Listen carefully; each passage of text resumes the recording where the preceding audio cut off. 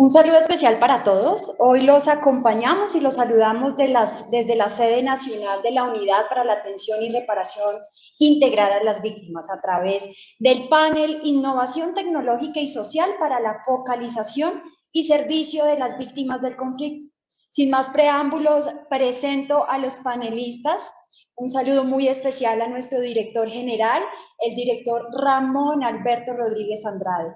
Él es ingeniero industrial de la Universidad Católica de Colombia, especialista en proyectos de desarrollo y alta dirección del Estado de la Escuela Superior de Administración Pública y magíster en cooperación y desarrollo sostenible del Instituto de Altos Estudios Europeos. Asimismo, al ingeniero Miguel Avendaño, él es coordinador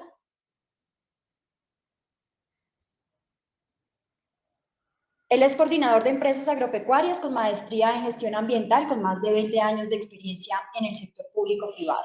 Asimismo, al doctor Luis Eduardo Segura, él es administrador público, especialista en proyectos de desarrollo y candidato a magíster de Derechos Humanos en la gestión de la transición y el posconflicto. Actualmente cursa una maestría de líder actualmente cursa como coordinador de administración del Fondo de Reparación a las Víctimas. Y por último, al doctor Freddy Quesada, él es asesor de la Dirección General de la Unidad para la Atención y Reparación Integral de las Víctimas, es ingeniero ambiental de la Universidad Libre de Colombia, especialista en alta gerencia de la Universidad de Pamplona, magíster en desarrollo rural de la Universidad Javeriana, magíster en logística y transporte de la Universidad Javeriana, con formación en analítica para la inteligencia de negocios de la Universidad Javeriana.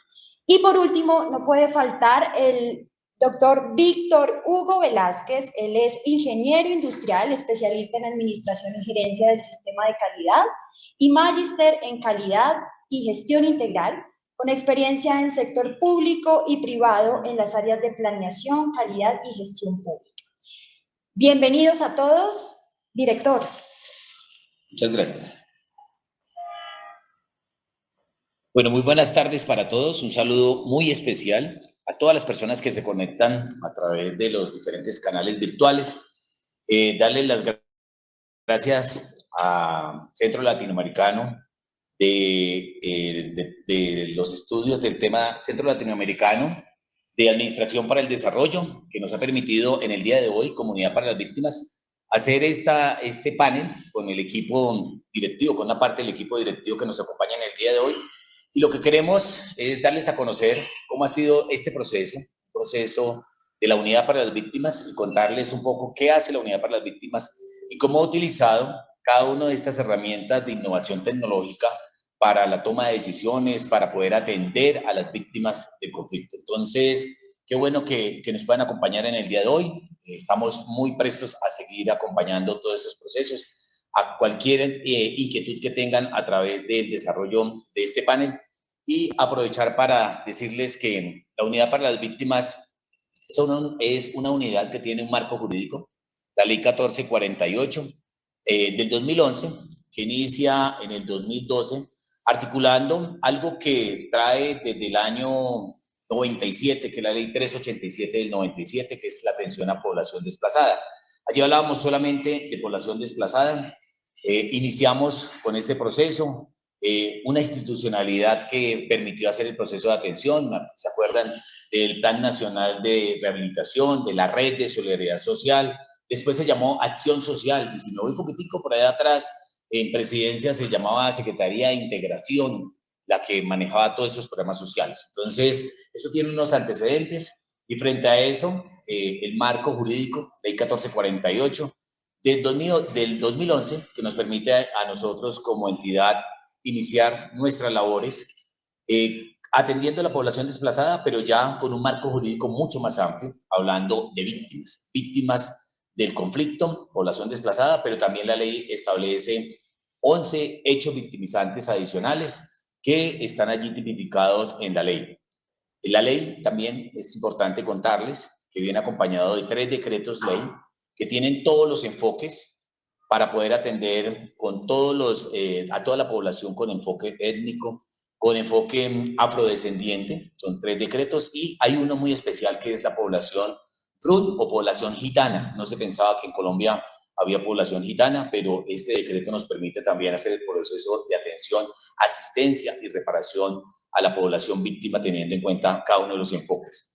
Importante y de resaltar el enfoque de género, que es transversal, y más cuando revisamos cuánto es el peso que tiene la afectación con el enfoque de género en el registro único de víctimas. Y allí tenemos que más del 50% son población víctima, mujeres que han tenido las afectaciones, porque sabemos que el principal hecho victimizante que tenemos en nuestro registro es el desplazamiento, y sabemos que cuando se presenta un hecho victimizante como el de desplazamiento, las primeras personas que salen es la señora con sus hijos. El esposo de pronto hace un tema de resistencia y nos permite avanzar. Entonces, en este panel que contempla pues la evaluación, la gestión de la calidad y la innovación como una herramienta para la efectividad de las instituciones públicas, vamos a abordar la innovación tecnológica y social para la focalización al servicio de las víctimas del conflicto armado en Colombia. Y es importante tener pues, esta sombrilla que nos permite a nosotros afianzar cada uno de los procesos, de los procedimientos que desarrollamos dentro de la entidad. Lo primero que quiero contarles es todos los temas de innovación, cómo la innovación en cada uno de los procesos, en cada una de las acciones que adelantamos con la población víctima nos permite afianzar el camino para consolidar unos resultados que vayan muy, pero muy de la mano con este primer pilar que tenemos identificado aquí, que es la innovación. Un segundo pilar, que es todo lo que tiene que ver con gestión de calidad. La calidad, la unidad emprendió un proceso de la ruta hacia la excelencia, y allí tiene que ver todos los temas de calidad. Iniciamos con la norma ISO 9001. Fue un proceso donde buscamos que se interiorizara en cada uno de los funcionarios, porque sabemos que cuando los procesos se hacen bajo los parámetros de calidad, bajo unos parámetros ya estandarizados, eso se va a ver reflejado en el servicio, en la atención a esos 9.189.000 víctimas que tenemos en el registro y que nos permiten hacer todo el proceso de atención. Los temas de modernización, allí también muy de la mano con los temas de la pandemia. La pandemia nos llevó a buscar espacios nuevos para poder llegar a las víctimas, los medios virtuales, ampliar los canales, modernizar los canales, y por eso también hace parte de esa innovación tecnológica y social.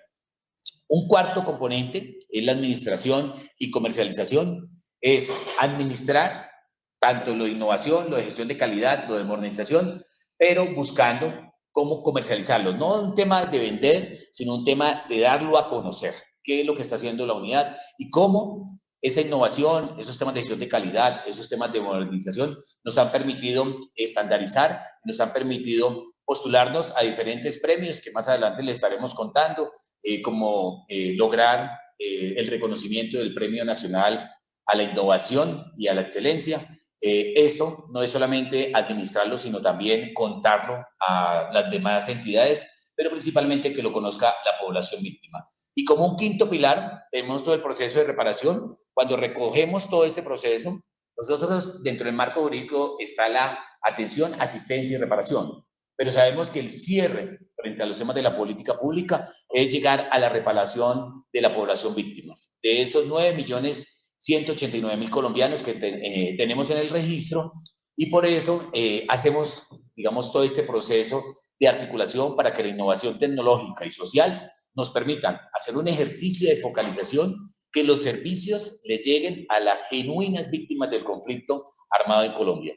Entonces, este es nuestro proceso y voy a aprovechar para darle la palabra a un colaborador de la entidad, a Luis Segura, para que nos cuente cómo ha sido ese proceso, porque no es solamente contar que estamos acá atendiendo a la población víctima, sino esos antecedentes, ese génesis del conflicto, qué es lo que ha pasado durante tantos años y que nos lleva hoy a estar haciendo este proceso de atención, asistencia y reparación a las víctimas, y buscando unos temas de articulación con un sistema que es nuevo y es fruto del marco de los acuerdos de paz que es el sistema de verdad, justicia, reparación y esas garantías de no repetición.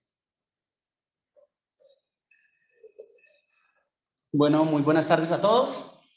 El panel retoma un poco sobre los orígenes y evolución del proceso de reparación. En este proceso vamos a retomar un poco hacia la historia sobre el año 1946. Podríamos de alguna manera retomarnos a épocas seguramente de la colonia, pero para este ejercicio vamos a retomarnos sobre el año de 1946, cuando en Colombia el presidente de turno, Mariano Ospina Pérez, generaba y quiso satisfacer a su oposición, en este caso al Partido Liberal en su momento, y quiso satisfacerlo de todas las maneras, viendo dádivas para que no tuviera conflicto en su gobierno. Dado esto, en las regiones surgieron en esta época muchísimos inconvenientes porque no pudo alcanzar a satisfacer a todas estas personas y estos intereses. También hubo en esta época abusos de poder, donde por esta insatisfacción, pues los liberales de alguna manera empezaron a tomar las armas como un poco de resistencia a estos procesos que llevaban. Posteriormente, hacia el año 1948, en Colombia surgió un episodio que marca la historia de Colombia en cuanto al conflicto armado. Y fue la muerte de Jorge Eliezer Gaitán el 9 de abril de 1948. En Colombia lo conocemos como el Bogotazo. Allí, digamos, se vociferaba por las emisoras que la revolución y empezaba a impartirse eso. Pero realmente no hubo ninguna revolución. Por el contrario, hubo violencia, muertes. Tanto así que por esta época se dicen las estadísticas que nos daban en promedio 300.000 muertos en este proceso de la violencia. Allí entonces, en ese orden de ideas, digamos, en esa oposición y en esa resistencia, hubo las guerrillas liberales, se organizaron por tal motivo, se conformaron esos ejércitos conservadores. Allí inició un proceso de ese conflicto bipartidista que para esta época se llevó a cabo. En ese orden de ideas, pasando un poco después de este proceso, hacia el año de 1953, surgió un golpe de Estado dado por el general Rojas Pinilla, el cual generó una amnistía, y allí en ese momento algunos alzados a las armas retomaron y digamos que se adjuntaron, se unieron a este proceso. Pero posteriormente, generando unas inconformidades, se generó el Frente Nacional. ¿Qué es el Frente Nacional a mi juicio? El Frente Nacional sencillamente hubo esa transición y alternación en el poder de liberales y conservadores. Esto que permitió que los movimientos de alguna manera que estuvieran por fuera del liberal y del conservador generó una inconformidad, por lo tanto se generaron movimientos de oposición como el Movimiento Revolucionario Liberal, el MOVIR, la NAPO, entre otros grupos. De allí, hacia 1964 a 1973, fue la época donde la historia nos dice en Colombia que se conformaron las guerrillas un poco más relevantes y que se conocen en todo el mundo, como es la conformación de las Fuerzas Armadas Revolucionarias de Colombia. Eso fue hacia 1964. Posteriormente, hacia el año 1965, se consolida el Ejército de Liberación Nacional y posteriormente el EPL y el Movimiento 19 de Abril, el M19. ¿Por qué se conformaron estos grupos inicialmente? Sencillamente por esa exclusión política de la que les estaba hablando. Posteriormente a ello, este procedimiento, no sé, ¿sucedió algo en la presentación?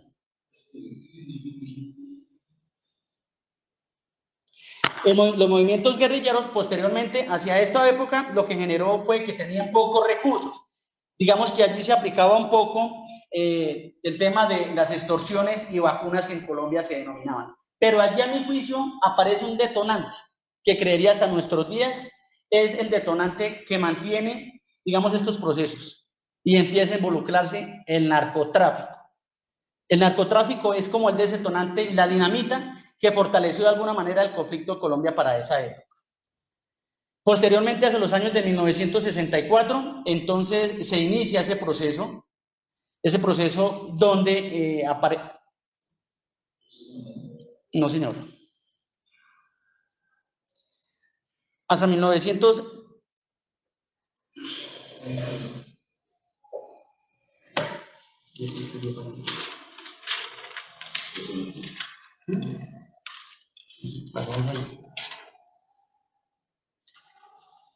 Hacia los años de 1984 se fortalecen, hacia los años 80 más o menos, unos grupos que se crearon como grupos de seguridad básicamente privados. ¿En qué consistían? En que los terratenientes de esta zona y digamos para generar un poco de seguridad se crearon estos movimientos para la seguridad. Pero ¿qué sucedió? Posteriormente desde allí se creó un grupo que se llamaron los paramilitares, y eso fue básicamente por un secuestro que sucedió dado por las guerrillas del M-19, según la historia nos lo determina, y se creó el grupo MAS, que se denomina Muerte a Secuestradores. Digamos que la historia nos retoma y allá aparece el paramilitarismo en Colombia. Dentro de esta época y hacia los años 90 se crean las Autodefensas Unidas de Colombia, que de alguna manera recogen todos esos paramilitares para posteriormente conformarse de alguna manera las Autodefensas Unidas de Colombia.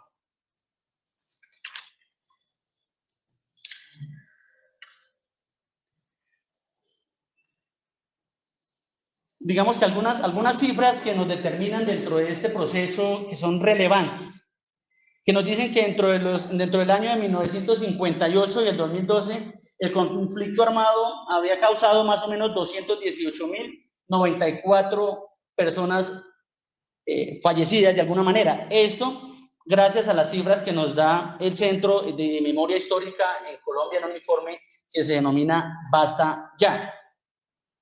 De esta cifra, 40.787 fue muertes por combatientes y 177.307 fueron muertes civiles. ¿Esto qué nos dice?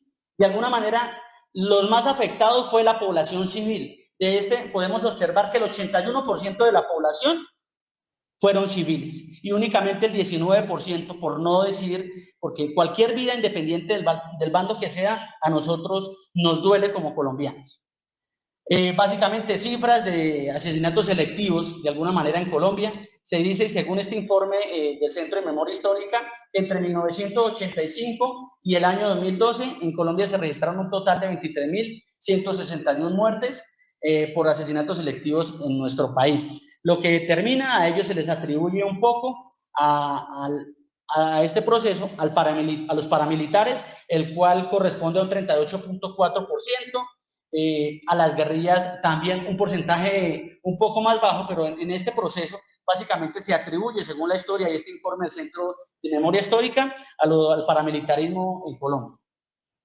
Digamos alguna normatividad que existe, y partiendo un poco de la Constitución de 1991, donde da una introducción muy importante para proteger la vida y los derechos humanos de los ciudadanos colombianos. Como lo decía anteriormente, el director, básicamente, la Ley 387 de 1997 fue quien nos dio como esa apertura a estos procesos de implementación de políticas públicas en Colombia. Esta ley nos determina la prevención del desplazamiento forzado en Colombia. Si es bien, en este momento únicamente se hablaba de desplazamiento en Colombia, se dio una apertura para que posteriormente se involucraran más hechos victimizantes, lo cual posteriormente estaremos desarrollando en el transcurso de esta presentación. Para ello, queremos enfatizar un poco sobre las leyes que acatan un poco a la institucionalidad, como es la Unidad de Víctimas y el Fondo de Reparación de Víctimas en Colombia. De ello, como se tocaba un poco, la Ley 975 del año 2005, Ley de Justicia y Paz, introdujo muchos procesos y ya un poco enfatizados también al proceso de la vinculación, al proceso de justicia y paz en Colombia, donde se aceptaron postulados, es decir, en este proceso, digamos, dejación de armas por paramilitares que quisieron involucrarse y dar un grano de arena para la paz de alguna manera. Dentro de esta ley, dentro del artículo 74, se crea el Fondo para la Reparación de las Víctimas, como esta entidad la encargada de administrar de alguna manera los bienes que fueron entregados por estos postulados para reparar a las víctimas del conflicto armado en el proceso de justicia y paz. Posteriormente, es importante resaltar la Ley 1448 del año 2011, que es la Ley de Víctimas de Restitución de Tierras, donde se establecen unas medidas de reparación. La reparación integral, que comprende 5 tipos de medidas, los cuales se conforman en restitución, indemnización, rehabilitación, satisfacción y garantías de no repetición. En ese garantías de no repetición, el Estado ha creado políticas públicas y acercamiento a través de la historia. Si vamos a hablar en el tema actual, vemos cómo el proceso de paz fue un acercamiento para dar garantías a las víctimas y a los victimarios de alguna manera, que en sus procesos también pueden ser víctimas. Digamos que en este proceso, en épocas de la violencia, como cuando lo señalaba anteriormente, John Galton nos decía en ese triángulo de la violencia, digamos, esa violencia directa e indirecta. En este caso estamos reforzando un poco al conflicto armado, y al conflicto armado interno en Colombia, por hechos de violencia directa, porque pues existen otros estructurales y culturales. Dentro de este proceso, en el Registro Único de Víctimas, a corte 31 de octubre, esto para decir que la información que posee la entidad es en tiempo real. Y se dice que a corte 31 de octubre hay 9.204.910 víctimas. ¿Eso qué significa? Que en promedio el 18% de las víctimas en Colombia se encuentran en el Registro Único de Víctimas. ¿Pero qué pasa? Después de este proceso hay sujetos de reparación que son 7.403.543 víctimas. Culmino por tiempo de mi presentación, de excusas en la presentación del PowerPoint, pero sin embargo con un pensamiento que nos decía nuestro Nobel, Gabriel García Márquez. Un hombre solo tiene derecho a mirar a otro hacia abajo cuando tiene que ayudarlo a levantarse. ¿Eso qué quiere decir? Nosotros como entidad, como funcionarios, amamos a este país, amamos lo que hacemos. Y las víctimas entienden que en esos procesos podemos arriesgar hasta nuestras vidas por nuestra labor. Y este es el mensaje, no para Colombia, para todos los compañeros, colegas del mundo que nos están viendo, que la unidad para la atención a las víctimas no escatima ni un solo segundo para llegar a reparar como culmina este proceso. Las víctimas de Colombia amamos este país y hacemos desde la institucionalidad todo lo mejor por este país que tanto amamos. Muchísimas gracias. A continuación, entonces, le damos la bienvenida al doctor Ramón Rodríguez para que nos comparta experiencias de reconocimiento a la gestión e innovación pública de la Unidad para la Atención a las Víctimas, digamos que enlazando un poco todos esos procesos de la historia y los resultados que se han venido dando. Muchísimas gracias. Bueno, muchas gracias, Luis. Y efectivamente, como lo mencionaba Luis, son muchos años por los cuales la población colombiana, la población le ha tocado sufrir temas de violencia. Y hoy, a través de la ley 387, la ley 1448, hoy ley 2078, porque logramos este año con la participación del legislativo, pero principalmente del ejecutivo, prorrogar la ley por 10 años más, devolviéndole la esperanza a esos 9.200.000 víctimas que ya se encuentran en el registro y que pues reclaman y solicitan resarcir sus derechos, y resarcir sus derechos nos permiten también pues encomendar e iniciar procesos en los cuales tenemos que involucrarlos a ellos. Experiencias y reconocimientos a la gestión y la innovación pública de la UARIT.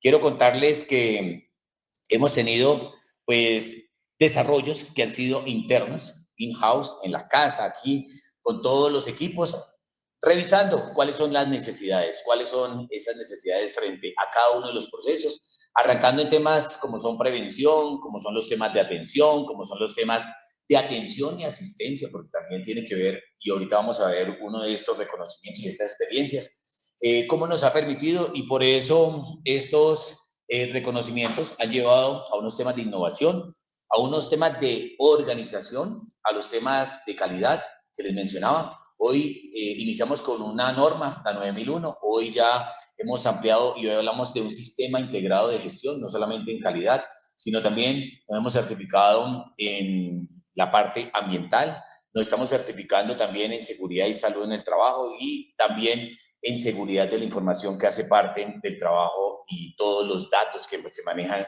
tanto el microdato como todos los datos que maneja la entidad.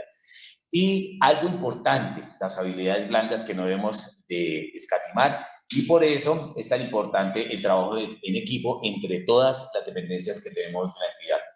¿Cuáles han sido estas experiencias y estos reconocimientos? El primero, tenemos un visor geográfico que nos permite, y desde antes de los acuerdos de paz que se firmaron con la FARC, nos permitieron, a través de un índice de riesgo de victimización, llevar a La Habana, y eso es gran parte de los insumos para haber reconocido estos 170 municipios PEDET, los municipios más afectados por la violencia, más afectados por la pobreza, y que tenían un gran índice de volver a ser victimizados, y por eso se tomaron estos 170 municipios.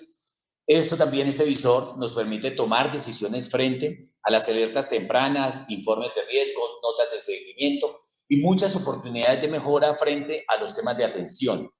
Temas de prevención, aunque la política pública de prevención no está en cabeza de la unidad, está en cabeza del Ministerio del Interior, pero tenemos una subdirección de prevención y atención de emergencias que nos permite, primero, estar en unos lugares donde a través de las alertas tempranas, a través de los planes de contingencia, alertar a la población frente a posibles hechos victimizantes y plantear a través de los comités de prevención, protección y garantías de no repetición cuáles son esas alternativas para poder atender a la población. Este visor geográfico también nos sirve para revisar temas de orden público y poder definir a través de la sala de crisis que tenemos nosotros temas de seguridad para intervenir, sujetos de reparación colectiva, para poder hacer misiones a terreno.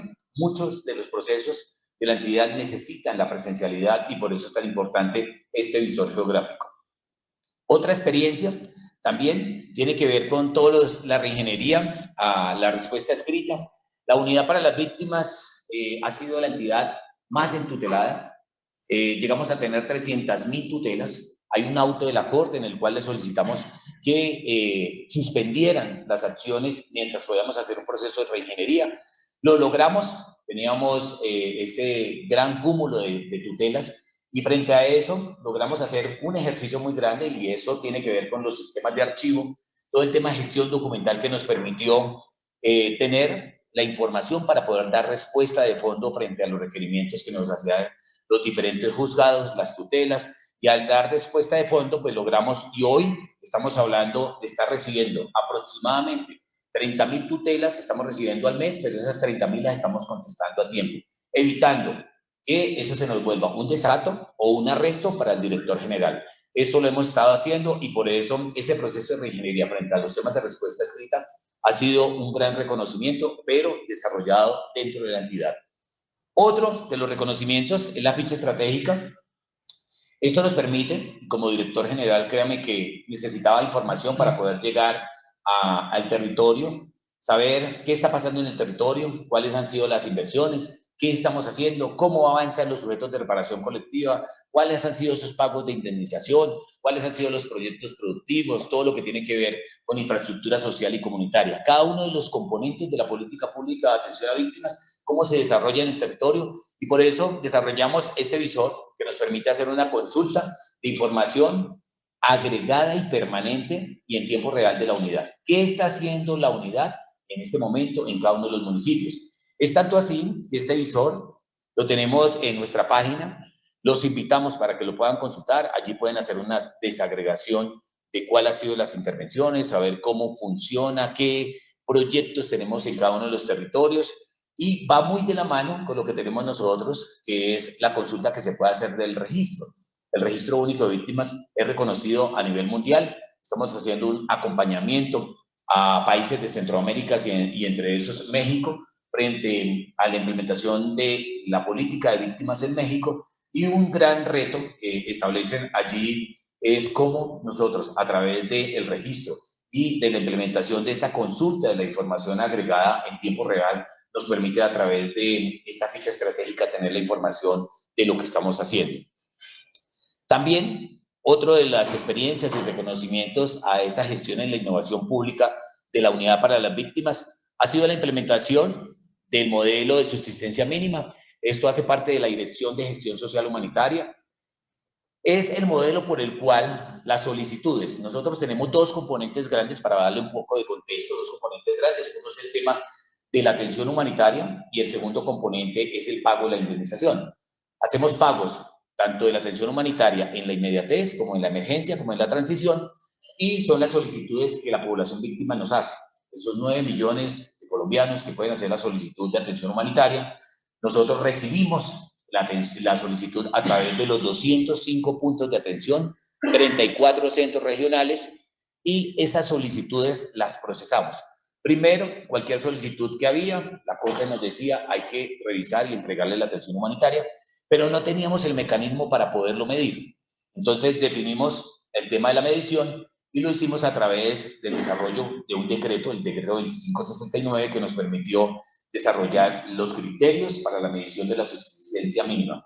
Es definir dos componentes, alojamiento y alimentación. Una víctima nos dice, estoy en condiciones muy críticas y necesito que me entreguen el componente de atención humanitaria, y nosotros lo que hacemos es un tema de revisión. Cuando revisamos nosotros, cruzamos las bases de datos, tenemos más de 85 bases de datos, definimos los componentes de alimentación y hábitat de vivienda para poder definir si le entregamos la atención humanitaria. Hemos logrado suspender, porque primero pasamos de año a año con más de 300.000 solicitudes en rezago.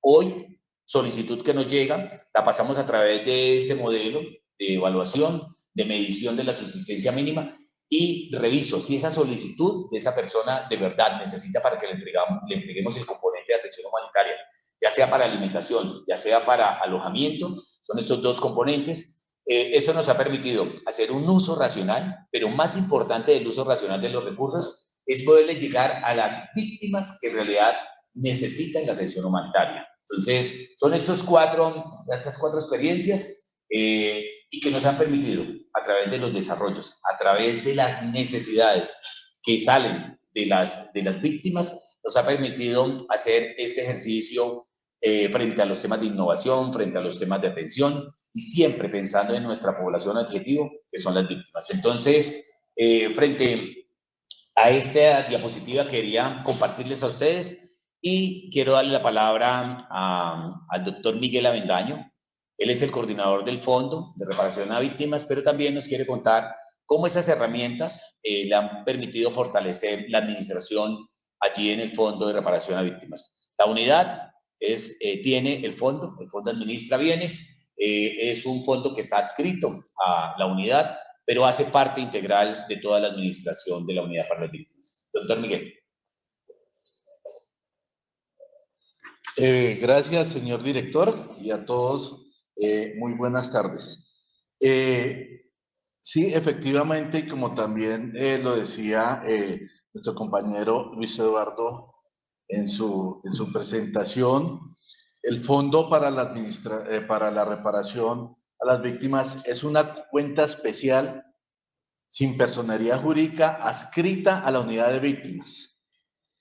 Y para esto los voy a contextualizar respecto a las misionalidades del fondo, o sea, ¿qué hacemos en el fondo y cómo lo hacemos?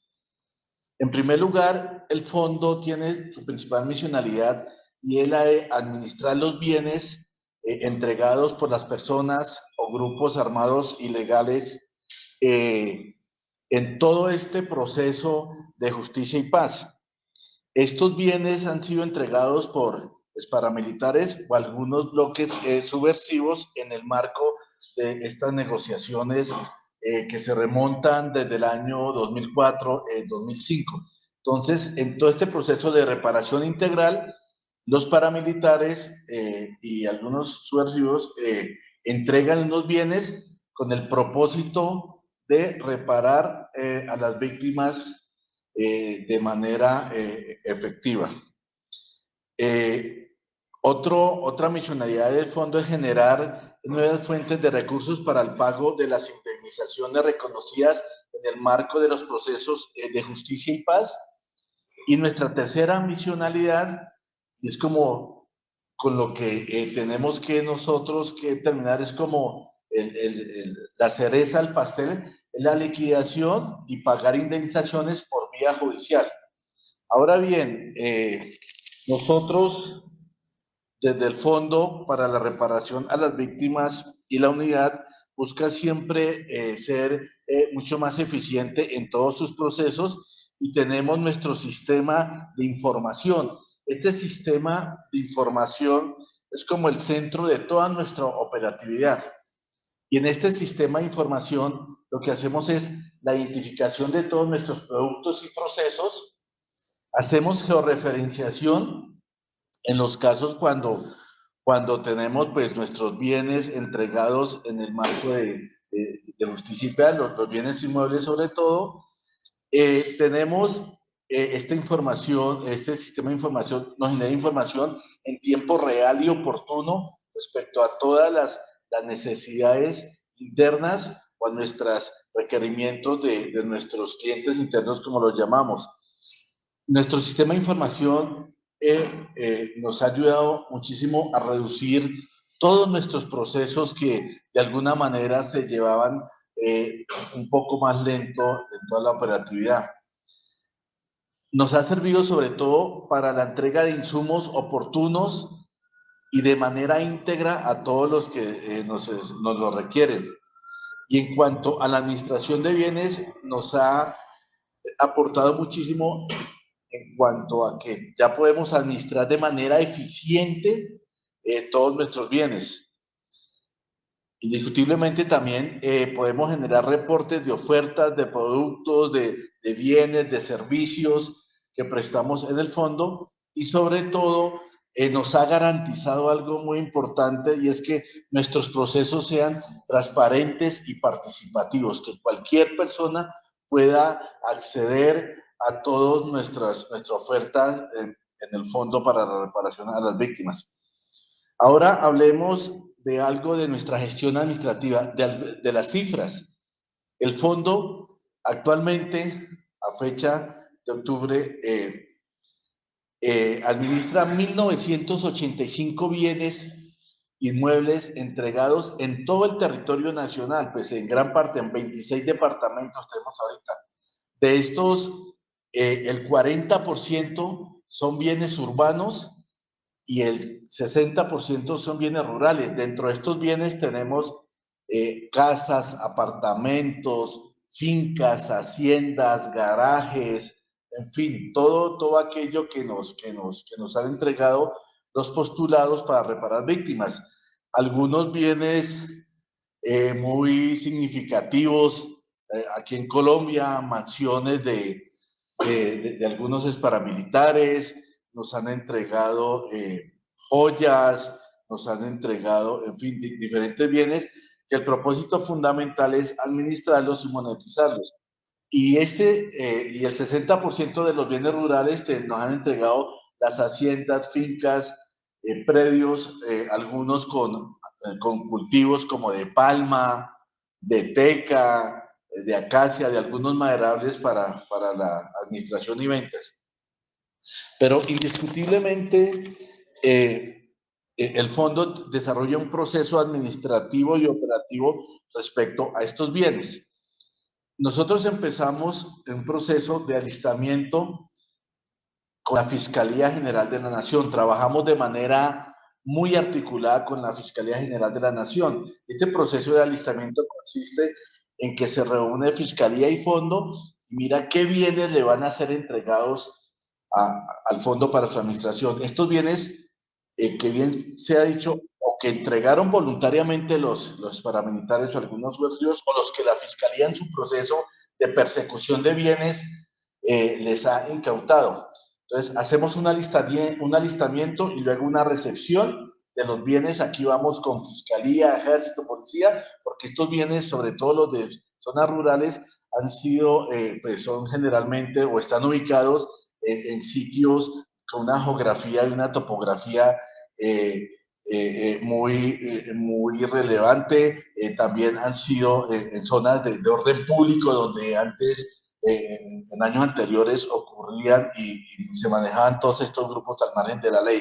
Luego de la recepción, la Fiscalía nos da el bien, y ahí es donde el Fondo para la Reparación entra como secuestre y lo entramos a administrar. Entonces va nuestro proceso de administración, luego nosotros lo administramos, lo arrendamos o lo damos en comodato a las instituciones cuando el bien tiene difícil administración. Pero el objetivo en esta administración es arrendarlo y generar recursos para el pago a las víctimas. Posteriormente, cuando sale la extinción de dominio, nosotros podemos y debemos hacer un saneamiento físico, un saneamiento jurídico, un saneamiento financiero. Y posteriormente, lo que nosotros hacemos es la comercialización. Esta comercialización la desarrollamos a través de CISA, que es un comercializador del Estado. Ahora bien, este sistema de información de administración de bienes nos ha repercutido en Pues de diferentes formas. Primero, nuestros procesos son más innovadores. Segundo, la estandarización de la información. Antes se tenía información, pero como muy dispersa y acceso a esa información. Ahora, de manera real y oportuna, podemos acceder a la información de manera inmediata. Nos ha dado igualdad de oportunidades frente a otras instituciones y frente a las mismas víctimas. Podemos atender de manera mucho más eficiente a nuestros clientes. Y tenemos unos casos como el uso de drones y de un aplicativo y una oferta inmobiliaria. Este uso de drones que hemos utilizado para hacer nuestra recepción y nuestros alistamientos ha sido de manera significativa porque, primero, ha minimizado el riesgo de vida que corren nuestros colaboradores en terreno. Esto ha implicado que seamos mucho más eficientes y optimicemos los tiempos de entrega y sobre todo que estemos salvaguardando la vida de nuestros colaboradores, ya que vamos nosotros a unos terrenos demasiado complejos en cuanto a la situación de orden público. Y hay otro para destacar y es nuestra oferta de bienes. En la página de la unidad encontramos nuestra oferta de bienes, ahí está, y puede acceder cualquier persona en cualquier lugar del mundo, puede acceder o para arrendar o para comprar un bien, ahí están todas las condiciones de los también adicionalmente nosotros tenemos los logros más significativos que tenemos con nuestro aplicativo y con nuestra oferta de bienes es contar con una información en tiempo real. La consolidación de las cifras por parte del fondo en un solo lugar. Antes manejábamos unos Exceles y así, entonces eso permitía que se manipularan muchos de estos sistemas. Ha garantizado el acceso a la información y a la transparencia en cuanto a la publicación de nuestra oferta. Nos ha servido mucho para la toma de decisiones basados en datos estadísticos reales, concretos y específicos. Y ha cambiado sobre todo la mentalidad de los colaboradores del fondo en relación con el uso y la apropiación de los sistemas de información. Y también nos ha ayudado al desarrollo de actividades de manera práctica, rápida y segura. Todos estos procesos están apuntando indiscutiblemente a nuestros modelos de calidad, nuestros modelos de gestión. Y para eso le doy el paso y el cambio a nuestro ingeniero Víctor, que es el experto del tema. Bien, Miguel, muchas gracias por su intervención y gracias por esa antesala a esta jornada. Me corresponde el panel número 4, que es el modelo de planeación y gestión de la calidad para la operación de los procesos al servicio de las víctimas del conflicto armado colombiano. ¿Por qué los modelos de calidad son importantes en estos temas de víctimas? Porque aquí nos ayudan a organizar, nos ayudan a mejorar, nos ayudan a optimizar todos y cada uno de esos recursos que se tienen establecidos desde el Estado para así poder pagar esas indemnizaciones por vía judicial, por vía administrativa que se tienen para nuestras víctimas. Entonces, nuestro modelo de operación por procesos inicia en el año 2002. Como lo indicaba nuestro director y nuestros panelistas anteriores, la unidad fue creada en el año 2011 con la ley 1448. Y aquí cuando nace esta ley, se fortalecen y se crean unos decretos organizacionales, como el decreto 4802, donde está la estructura orgánica de la unidad para las víctimas, donde nos indicaba que teníamos una estructura orgánica desde la dirección hasta las subdirecciones que están establecidas. Vimos la necesidad, dado que entre estas dependencias no había una comunicación asertiva y las acciones que se estaban desarrollando o ejecutando en pro de nuestras víctimas no se estaban viendo reflejadas. Es así como se crea una cadena de valor donde generamos unos impactos, unos objetivos estratégicos, unos resultados institucionales y unos productos. Esos productos institucionales eran los que nos iban a enmarcar y nos iban a llevar a nosotros hacia ese cumplimiento de esas metas y esa misionalidad que estaba establecida acorde a esa ley 1448. Es así como en el año 2012 diseñamos una cadena de procesos que lo que buscaba era buscar una interacción entre las dependencias. Creamos un mapa de procesos de una forma rectangular de 23 procesos, los cuales estaban alineados a las 23 dependencias que están en su momento establecidas en este decreto organizacional. Comenzamos a evolucionar y buscando esa evolución y por estrategias de la alta de la alta gerencia, se toma esa decisión de fortalecer este modelo basado en procesos que lo que busca era optimizar todos y cada uno de esos recursos, donde comenzamos a ubicar y a buscar un contexto de una organización. Buscamos ese liderazgo en cada una de esas dependencias que teníamos asociadas dentro de nuestra organización. Buscamos esos recursos necesarios para poder mantener esos sistemas de gestión de calidad, esa infraestructura, el personal, todas esas acciones que nos ayudan a mejorar el interior de nuestra organización para así fortalecer estos ejercicios a la parte exterior, a ese cliente, esa parte interesada como nuestra víctima. Seguimos en esa lucha y en esa búsqueda, esa mejora continua. Comenzamos a buscar temas operacionales, con los temas operacionales en cada una de las dependencias y cada una de las acciones que estamos haciendo. Entonces comenzamos a formular procesos y procedimientos, instructivos, formularios, mecanismos que nos ayudan a hacerle un seguimiento y a tener esas actividades y esas acciones controladas. También buscamos esa evaluación interna, esa mejora al interior, utilizando mecanismos y herramientas que nos facilitaban a nosotros ser cada día mejores y optimizar cada uno de los recursos. De aquí partimos para el año 2015, donde la entidad tomó la decisión y nos certificamos bajo la norma ISO 9001-2008, norma que está enmarcada bajo un sistema de gestión de calidad. La ley 872 del año 2003 nos indicaba que nosotros como entidad del orden nacional debíamos implementar y certificarnos en un modelo de calidad de gestión pública, la cual se denominó Norma Técnica de Calidad en la Gestión Pública GP1000 2009. La entidad en este momento nos certificamos bajo la norma ISO 9001-2008 y la norma GP1000 2009. Trasciende para la vigencia del año 2016 y la hizo una transformación, hizo un cambio de mejora en la norma de calidad de la ISO 9001 y se migró a la versión 2015. Nos indicaba que las entidades que están certificadas bajo la norma ISO 9000-2008 teníamos 3 años de transición para hacer la implementación de este modelo.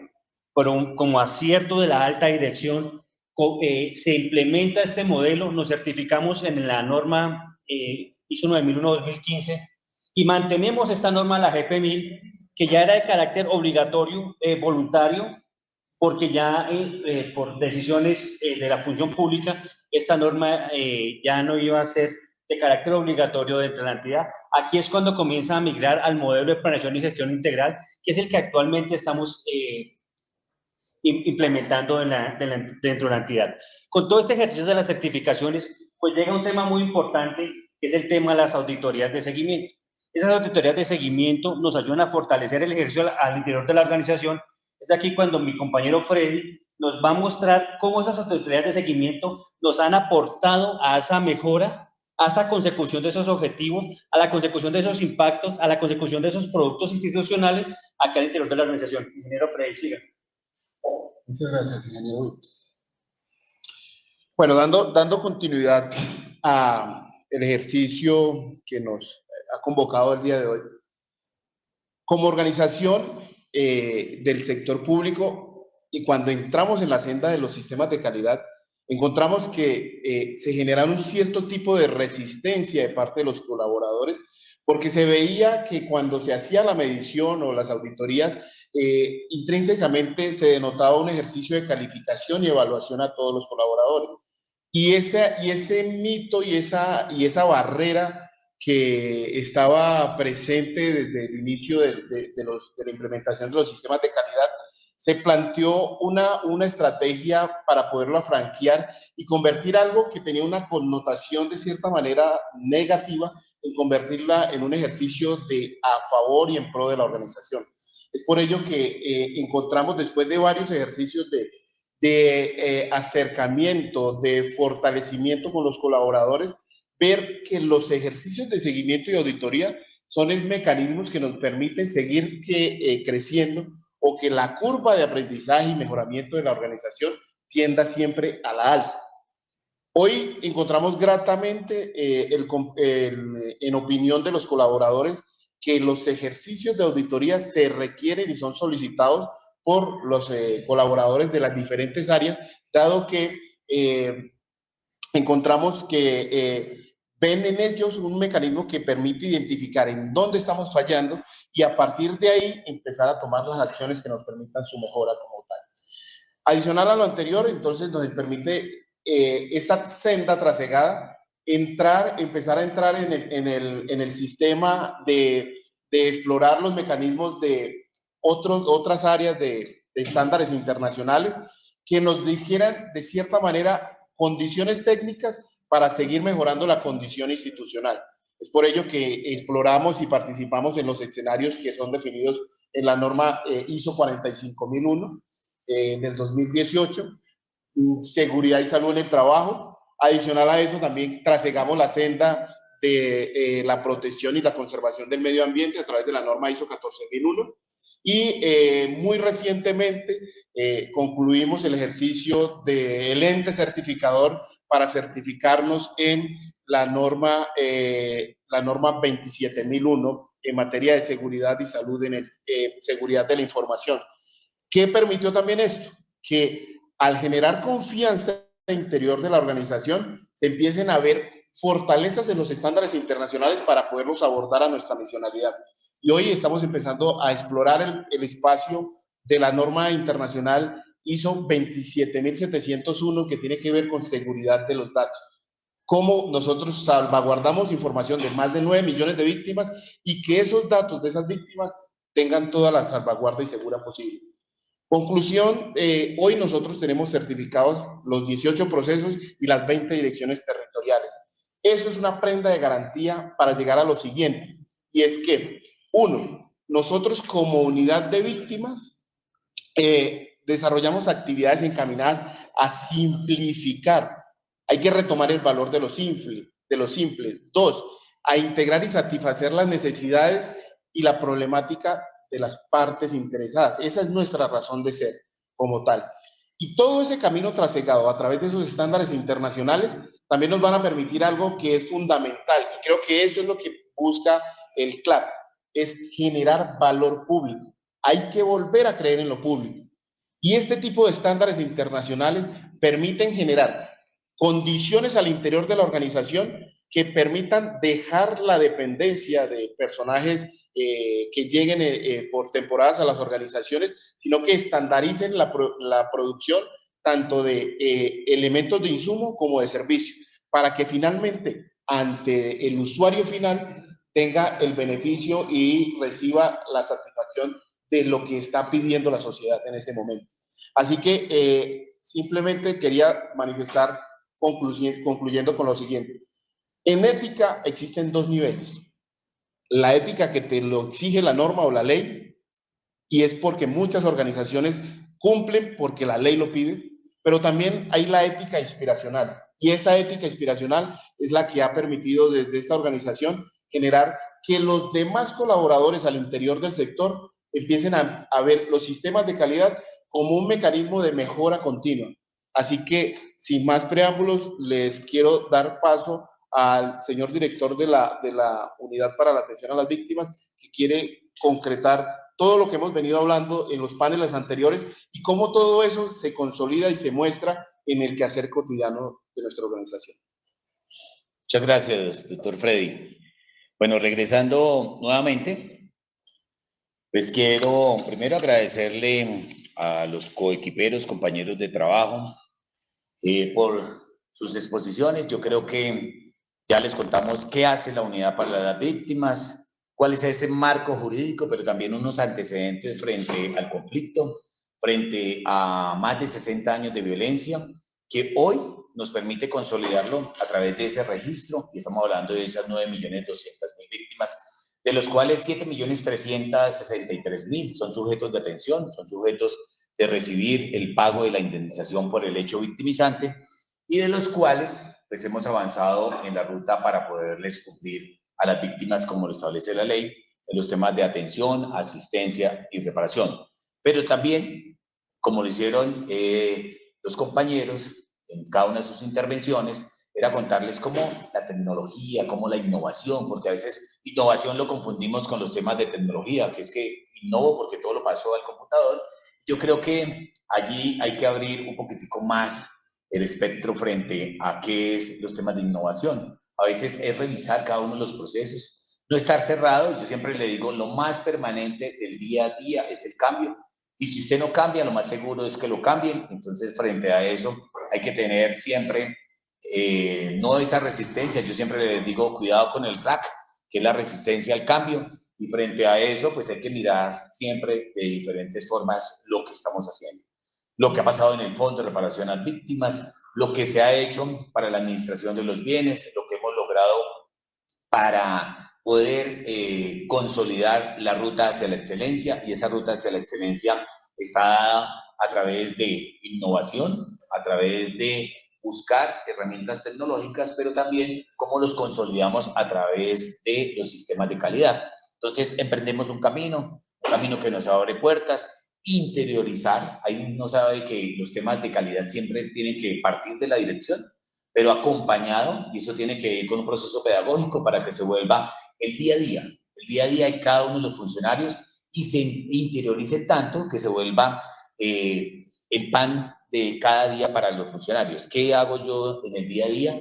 ¿Cómo aplico los principios de calidad, el ciclo PHBA frente a cada una de las acciones que yo hago para que lo pueda implementar? Entonces, eso y cada una de estas presentaciones que hicimos en el día de hoy nos ha permitido hacer que, lo primero, consolidar y conseguir resultados. Y estos resultados yo les quiero pues compartir con ustedes. 10 años de implementación de la ley, 5 años de implementación de los acuerdos de paz, 3 años, 4 meses del gobierno del presidente Iván Duque frente a cada uno de estos procesos, y nos ha permitido, lo primero, en los temas de registro, pues tener un registro de 9.200.000 víctimas, que los invito para que entren a nuestra página, lo puedan consultar, lo puedan, como dice en el argot popular, cacharrear, revisar, le pueden permitir sacar pantallazos, cómo están, cuáles son los mayores hechos victimizantes, en qué regiones del país se presentan. Es un registro que hoy se encuentra consolidado, es un registro que no tiene novedades pendientes por desarrollar allí y que nos permite hacer valoraciones en línea. Hoy no tenemos ningún rezago frente a valoraciones. Eso es innovando, eso es utilizando la tecnología que nos ha permitido tener este registro consolidado, y adicional a eso nos ha permitido sacar a esas falsas víctimas o esas posibles falsas víctimas que nos han colocado declaraciones, hacer esa depuración del registro. Ya sacamos en el año 2018-2019 4.166 declaraciones, eso correspondía casi a 34.000 falsas víctimas que han colocado declaraciones. Entonces, hoy podemos decir que el registro único de víctimas, claro, todos los días revisamos, cruzamos información. La Red Nacional de Información nos ha permitido, a través de las plataformas, cruzar la información e ir depurando el registro único de víctimas. Es uno de los grandes logros, un referente a nivel nacional, pero un referente también a nivel mundial frente a cada uno de los procesos que se viene adelantando en los temas de implementación, en temas de víctimas, principalmente en los países de Centroamérica. Otro de los grandes logros es los temas de prevención. En temas de prevención, somos el gobierno nacional, a través de la Unidad para las Víctimas, el principal actor humanitario, coordinando con los humanitarios, pero también coordinando con los entes territoriales, la atención de las emergencias, pero también generando escenarios de riesgo frente a los temas de prevención. Les mencionaba en mi presentación todos los temas del desarrollo del visor, del índice de riesgo de victimización, y frente a eso generar acciones en los temas de prevención. Cuando ya las circunstancias no lo permiten, los temas de atención. Atendemos emergencias en menos de 48 horas con los componentes de alojamiento y alimentación, activando los planes de contingencia y garantizándole a los entes territoriales, el cumplimiento principalmente en la atención, en la inmediatez para la población víctima. Otro de los grandes logros que tenemos en los temas de asistencia y atención, lo que les mencionaba, todo lo que tiene que ver con el modelo de subsistencia mínima, desarrollo a través del decreto 2569, componentes que nos permiten valorar las solicitudes que llegan de atención humanitaria. Son solicitudes que están en línea, solicitudes que nos permiten darle respuesta a las víctimas y contarles si le vamos a entregar atención humanitaria, si no tiene derecho en estos momentos a la atención humanitaria. Cada solicitud que nos llega, poderla medir. ¿Por qué? Porque es dinámico. Hoy la víctima puede tener una fuente laboral, está generando ingresos, se le suspende la atención humanitaria, pero por circunstancias, especialmente en los momentos del año pasado de la pandemia, nos tocó reevaluar muchas solicitudes, volver a medir los criterios de subsistencia mínima a cada una de estas solicitudes, con el propósito, también les mencionaba hace un momento, de que las víctimas que tienen necesidades en alojamiento y alimentación puedan recibir el tema de la atención humanitaria. Otro de los grandes, los retornos y las reubicaciones. Más de 251.000 víctimas han sido acompañadas en todos los procesos de retorno y reubicación, también garantizándole que a través de estos visores, a través de estos desarrollos que han sido al interior de la entidad, nos permitan consolidar temas de seguridad, dignidad y voluntariedad. Son los tres principios que nos tiene la ley frente a el cumplimiento. Entonces, retornos y reubicaciones bajo principios de voluntariedad, dignidad y principalmente en los temas de seguridad. Hay una seguridad que nos reporta la fuerza pública, pero a través del visor y de todas estas herramientas y de las visitas a terreno, de los informes de riesgo, de las notas de seguimiento, de los informes de la Corte, nos permiten consolidar el proceso de retorno y reubicación. También tenemos todo, y va muy de la mano, con los derechos humanos, que van y están de la mano con cada uno de estos componentes, tanto el registro, los temas de prevención, asistencia, atención, retornos y reubicaciones, y van marcados en ese gran, paraguas que se tiene, que están los derechos humanos, para garantizarle a las víctimas el resarcimiento en los derechos que se perdieron en el marco del conflicto durante tantos años. También la articulación con el sistema de verdad, justicia, reparación y garantías de no repetición. Y es importante allí hacer énfasis en algo. La Unidad para las Víctimas nace en el 2011. Los acuerdos son 5 años después, son más nuevos. El sistema de verdad, justicia, reparación tiene 3 entidades, que son la JEP, la Comisión de la Verdad y la Unidad de Personas Dadas por Desaparecidas.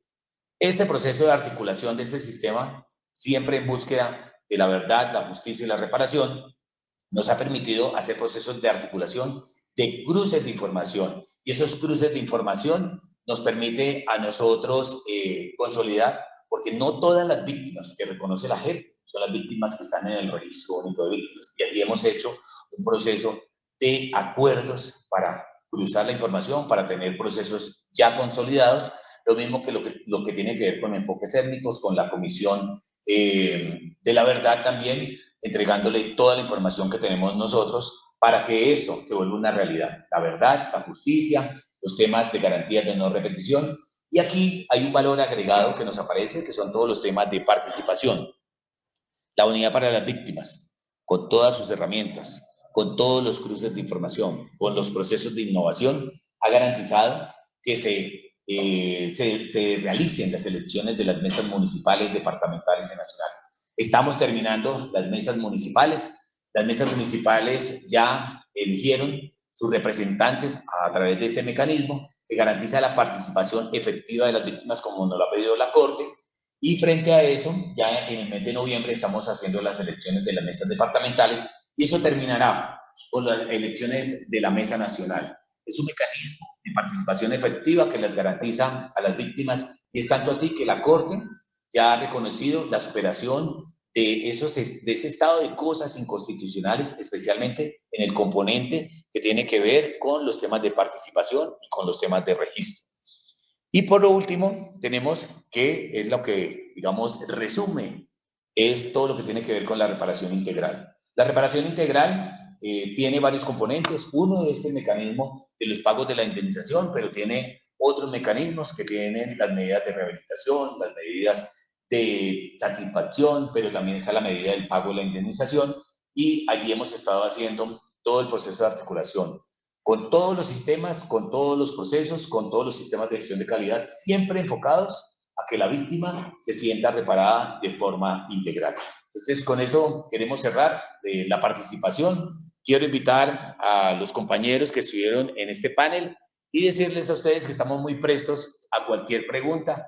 Darles las gracias a todas las personas que se conectaron, que están hoy pues, participando a través de estos medios virtuales y que Comunidad para las Víctimas seguiremos en nuestro propósito de seguir innovando, pero también haciendo todos los procesos de calidad para poder garantizar todos los temas de la atención a las víctimas y que la reparación sea efectiva para las genuinas víctimas del conflicto. Muchas gracias. Si hay preguntas quizá. Preguntas, inquietudes, muy prestos, estamos...